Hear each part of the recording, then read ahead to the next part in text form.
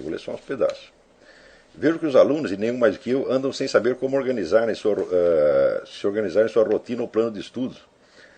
Os exercícios todos que o senhor já mencionou nas aulas. Não é para organizar de maneira alguma. Isso é para você fazer quando der, do jeito que der. E é para cada uma dessas coisas se tornar uma rotina para você. Por exemplo, aquela coisa do necrológio. É para de tempos em tempos você voltar a pensar nisso aí. Quer dizer, não é...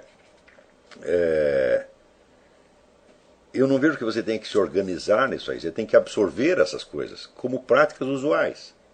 Não tente se organizar. Tá certo? Quando nós tentamos organizar, nós estamos passando para a esfera do conhecimento do segundo tipo.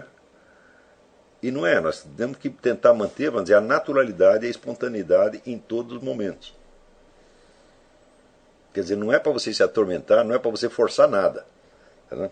Isso aí eu lembro o meu professor de arte marcial, o Michel Weber, ele dava os exercícios e ele falava assim, olha, isso aí é para fazer, não pode cansar e não pode doer.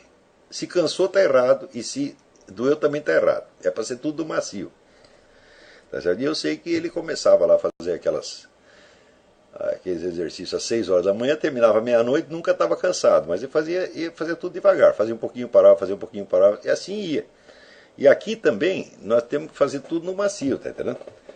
E com o tempo isso vai tendo um efeito acumulado que você não imagina como é que é. Né?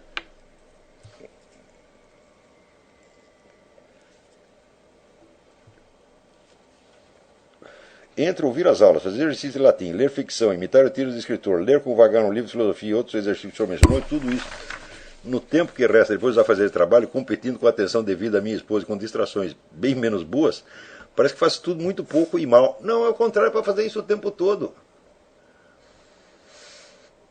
Você não tem que separar um tempo para você fazer isto.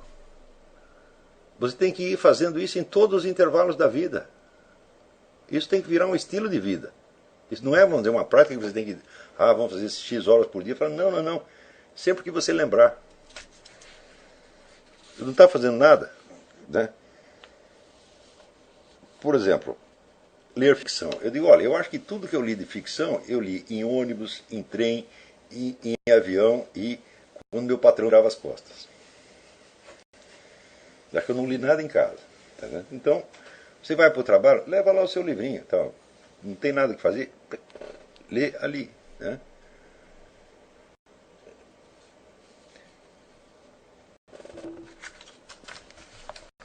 Então, não tente organizar isso. Tente absorver no seu cotidiano. É bem diferente. Não separe um momento para você fazer isso. São coisas que você vai fazer sempre que você lembrar.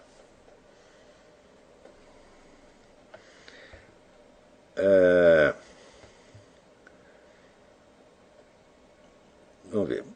Eu vou continuar lendo essa carta que está interessante. Primeiro que tudo, por isso cogitei desse plano de fazer primeiro o que parecer mais elementar ou fundamental, e deixar para depois aquilo que talvez seja mais bem feito, se feito só mais tarde. Primeiro que tudo, ler quase só ficção em prosa e verso. Eu acho que assim, uma imersão na literatura de ficção durante algum tempo seria muito bom. Mas isso não quer dizer que você não vai estar fazendo as outras coisas ao mesmo tempo quando se lembrar delas. Por exemplo, de tempos em tempos, dá uma aprimorada no seu necrológio. Não é isso? Então, você refazer o seu necrológio é você meditar sobre a sua própria morte e sobre a forma integral da sua vida. Isso é uma coisa que nunca será demais. Quanto mais vezes você voltar a pensar nisso, melhor para você. Você verá as coisas com mais perspectiva, com mais clareza. Segundo, lê-la com o mesmo método que o senhor recomendou para a leitura cuidadosa da filosofia. Isso é referindo cada passagem à minha experiência real. Sim, certamente. Só que na ficção você fará isso de maneira muito mais rápida, porque ela já vem com imagens. A ficção é um sonho acordado dirigido. Então você não precisa produzir mentalmente tudo.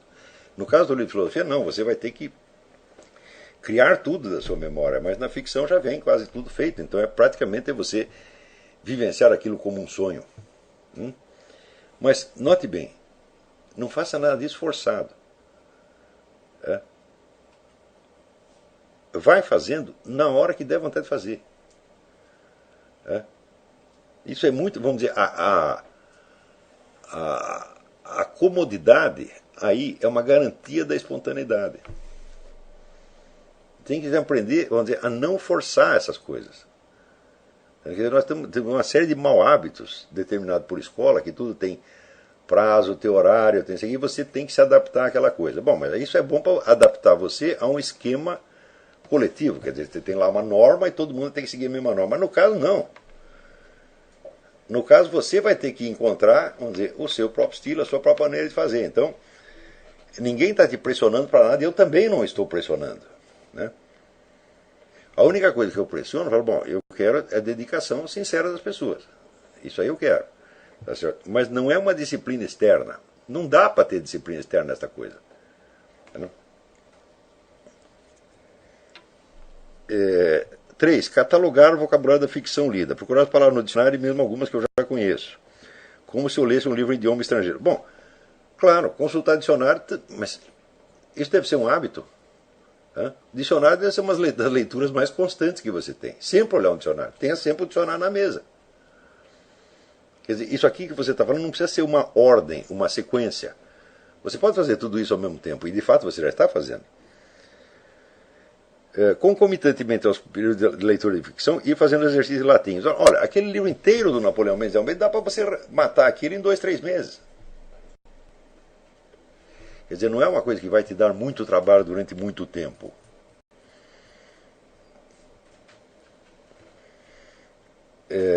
5. Depois de também haver muito treinado e enriquecido a imaginação com essa leitura e cultivado o hábito de abastecer com referência à minha experiência real, durante pelo menos uns 8 ou 9 meses, começar a ler vagarosamente uma obra de filosofia. Bom, você pode seguir esta sequência se você sentir que é a coisa natural para você. Mas outras pessoas vão querer fazer tudo ao mesmo tempo. E não tem nenhum problema. Tá? 6. Ao mesmo tempo, havendo já lido muitos escritores e observado as diferenças entre eles, e depois de ter bastante esclarecido a estrutura da língua portuguesa por meio de muitos exercícios de latim, reunido um vocabulário ativo, não só passivo, escolher um escritor para imitar e tentar descrever por meio do seu estilo aquilo que percebo na leitura meditada de um livro filosófico. Está perfeito, mas eu reafirmo, não é preciso seguir uma sequência. Você pode fazer tudo isso mais ou menos ao mesmo tempo, como uma espécie de círculo. Você vai voltando aos mesmos pontos. Né?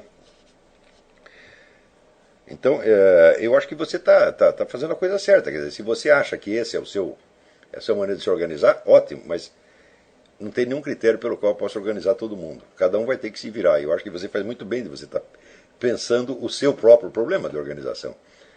Tá certo? Mas não se forcem demasiado. Deixem-se conduzir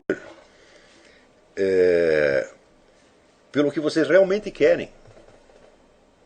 Procure identificar o que você realmente está querendo fazer, tá certo? Em vez de você se forçar. Não deixa o superego ficar espremendo você toda hora, não.